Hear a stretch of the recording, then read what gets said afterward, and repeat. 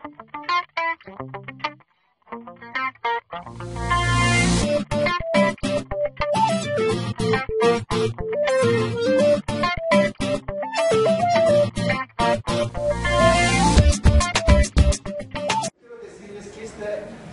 una experiencia que estamos desarrollando, porque yo en mi vida profesional me he quedado con dos situaciones.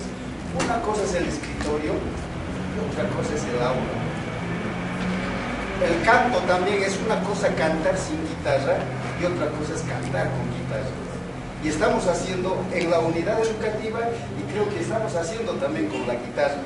Por eso que y la experiencia que yo, conjuntamente con los compañeros, aquí está Félix Laime, un gran monumento aymara, allá está Adán, allá está Walter, aquí está Gladys, aquí está Carlos, no sé, que muchos más que hemos empezado la educación universitaria bilingüe en Bolivia en 1988, 89, 90, no sé, o sea, hace años que estamos en este proceso de formación. Entonces, lo que nosotros hemos hecho en Sucre es ubicarnos en las dos realidades de Bolivia. Este, por ejemplo, es una Bolivia, un estado republicano, que es totalmente diferente a lo que ahora estamos viviendo. Es un estado republicano homogenizante, es un estado republicano, ¿cómo podemos decir?, integracionista, en desmedro de las lenguas y culturas originarias. Aquí solamente se habla de castellano, aquí solamente se habla de composiciones, de conocimientos y prácticas castellanos, y nada de lo que es la diversidad, nada de lenguas originarias, nada de cosmovisiones, nada de historia, por tanto, nada de identidad originaria. ¿Por qué creen, como decía algo Javier, mucha gente se cambia de apellido? De Mamani a Miami se siguen escuchando, porque de Mamani se han cambiado a Magni, de Choques a Chacón, de Huanca a Cuencas, de Condores a Condorcet, de Quispes a Quispe. Comunidades toponimias con toponimias aymaras o quechas han sido también cambiados. Yo conocí una escuelita en Jalapaya donde trabajábamos, se llamaba Yanacaca. Después de unos 5 años habían llegado jóvenes de la Argentina y dijeron, no, Yanacaca es indígena, lo cambiaremos, y lo cambiaron a Montenegro. O sea, cosas de esta naturaleza, por ejemplo, Yuracasa, Abra Blanca, una serie de alienaciones o de cambios de identidades culturales han pasado con este código de la educación boliviana, que solo, si todavía tienen este código, léanlo, su artículo 115 de 1826. 4 criterios daba para que sean ciudadanos. Primero, ser boliviano. Segundo, tener mayor de 21 años, casado. Tercero era saber leer y escribir. ¿Qué creen que en 1826 los indígenas podían saber leer y escribir? O sea, ya era una exclusión absolutamente directa. Pero sin embargo, decía, se da un plazo de 10 años hasta 1836 para que adquieran esta habilidad de leer y escribir. Hasta ahora no estamos pudiendo superar el analfabetismo, menos en 10 años si vamos a poder. Después, el cuarto criterio es tener un empleo o una industria. ¿Qué indígena iba a tener empleo o industria? Y a partir de esa Constitución primera de 1826, hasta 1994 se emitieron 18 constituciones, y eso lo sabe Walter, pero en ninguna de esa constitución habla de lo indígena, de lo originario. En 1994 se reformula y por primera vez se reconoce a Bolivia pluricultural y multiétnico, pero la constitución actual es mucho más profunda todavía, ¿no ves? Pues esas son las características de este Estado republicano. Si eso el maestro no lo conoce, no lo va a poder ubicarse en qué contexto está. Ya ahora tenemos una constitución política del Estado plurinacional. Y este es el Estado plurinacional. Continúan los 9 departamentos, continúan las 112 provincias, creo que han cambiado ya ahora inclusive, continúan los 325 municipios, pero sí aparecen ahí las nacionalidades originarias, que son 36. Aparecen que en los Andes existen 3 pueblos originarios, en la Amazonía 33. Entonces esa es la Bolivia ahora actual, por el cual yo me acuerdo desde los años 1990, 80 y tanto, habíamos peleado un grupo de maestros, un grupo de profesionales, lingüistas, sociólogos, algo, no sé, mucha gente, para llegar a esta situación, para que sean reconocidos constitucionalmente constitucionalmente, porque en el anterior esquema del Estado republicano, nada, ni siquiera teníamos una resolución. Cuando en 1990 empezamos con un proyecto de EIB en quechuas, aymaras y guaraníes, era como remar contra la corriente, porque no teníamos nada. Muchos colegas nuestros nos decían, ¿acaso tienen diccionarios? ¿Acaso tienen gramática? ¿Acaso? O sea, esa era la lógica de todos. Pero imagínense a lo que hemos llegado ahora. Ahora la profundización de la diversidad cultural, lingüística, territorial y todo lo que queramos, pero mucho más consolidado a través de la Constitución. Esto ya, Gladys nos ha leído el primer artículo, eso ya, todo lo que implica Bolivia diversa, Bolivia plurinacional. Lo importante es el artículo 5º, donde también reconoce oficialmente a las 36 lenguas originarias, incluyendo castellano, que sería 37. Pero ¿cuál es mi preocupación? Muchas de estas naciones con sus respectivas lenguas, algunas tienen 25 hablantes, 75 hablantes. Hay 3 naciones que ya no tienen hablantes, pero están constitucionalizados. Eso seguramente va a ser un problema, pero de cualquier manera están constitucionalizados. El punto 2 obliga, así en términos de norma jurídica, que por lo menos debemos utilizar al menos 2 idiomas oficiales.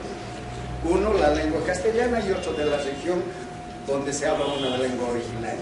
Lo propio los gobiernos departamentales, las regiones autonómicas, todos, inclusive la Constitución, en uno de sus artículos, si no me equivoco, 234, a toda la administración pública va a obligar a que hable una de las lenguas originarias fuera de la castellana. Eso es lo que ahora le está afectando a todos los profesionales para recibir cursos de quechua, de aymara o de toda lengua donde ellos están. En ese contexto, ¿qué está haciendo el proyecto? Lo que hemos identificado también son las situaciones sociales, o sea, los fenómenos lingüísticos en las que estamos pasando. La diglosia, por ejemplo. En la ciudad de Sucre esta diglosia es muy notoria, porque no se olviden que es la capital del virreinato de La Plata, donde estaban los criollos y mestizos. Bueno, o sea, la diglosia donde el castellano se lo acapara todo, donde el castellano se sobrepone todo, lo demás no es visto. La discriminación, el etnocentrismo, pasaremos. El etnocentrismo, la alienación, la asimilación, los prejuicios.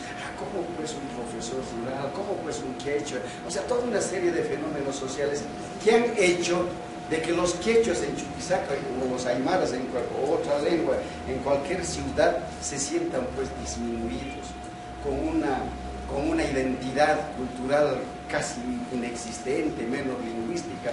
Los campesinos vienen y están hablando quechua o aymara, poder o sin poder, o pateando, como decimos, el quechua o el castellano, pero sin embargo están hablando.